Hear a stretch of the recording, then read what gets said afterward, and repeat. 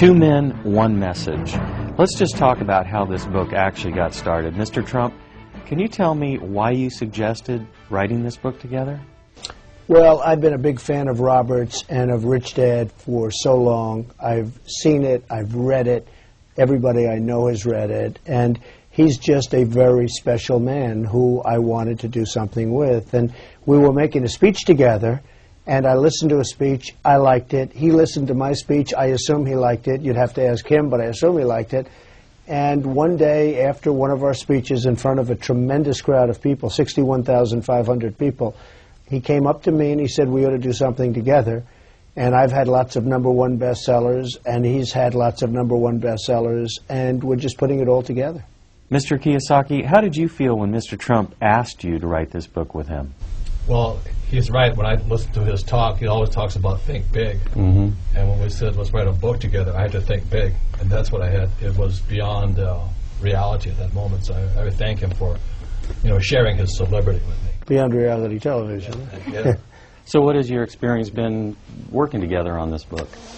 Well, I just love this man, and his wife, Kim, is amazing, and she's done her own book and books, and they're also really good. In fact, I read it and endorsed it, so I wouldn't endorse it unless I felt the same way. And it's just become a very special relationship, and it's a very easy relationship. It's not like, oh, gee, it's difficult, or it's just a very easy relationship. We think the same way.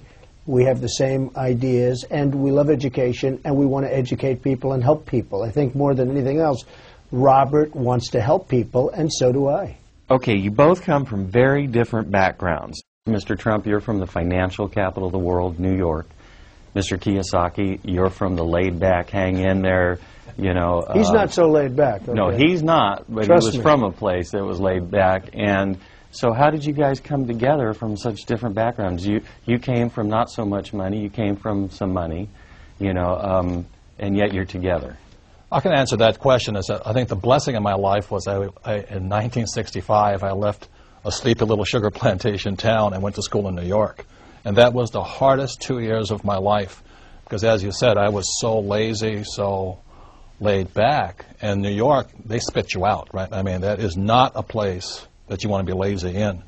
But after the second year, I started to love New York City, and that's why I think we see eye to eye on many things today, is because New York really changed me. I could never go back to Hawaii again. New York is the most special place on earth. I think that's the answer.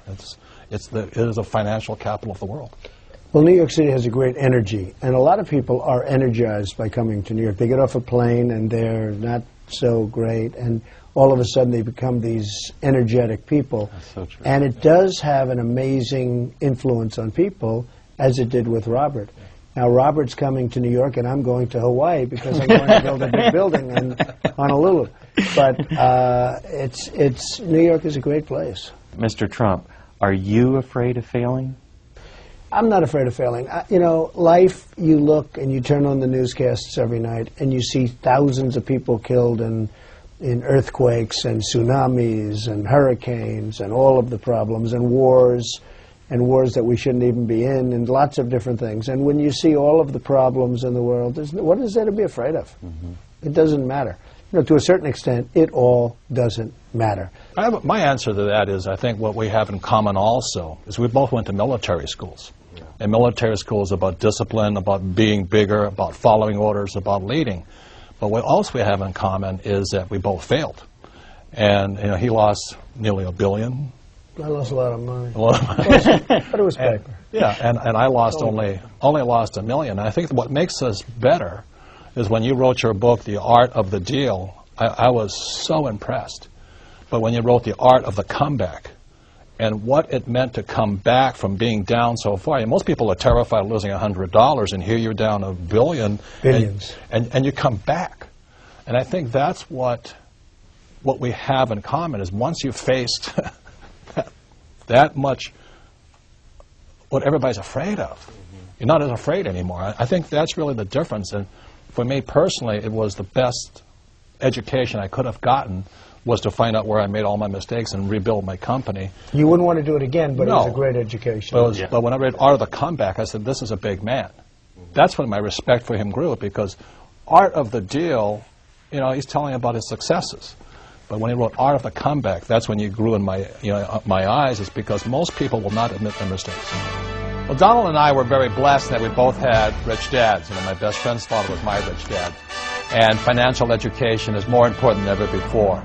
So I thank you for viewing this, and I wish you all the best of luck.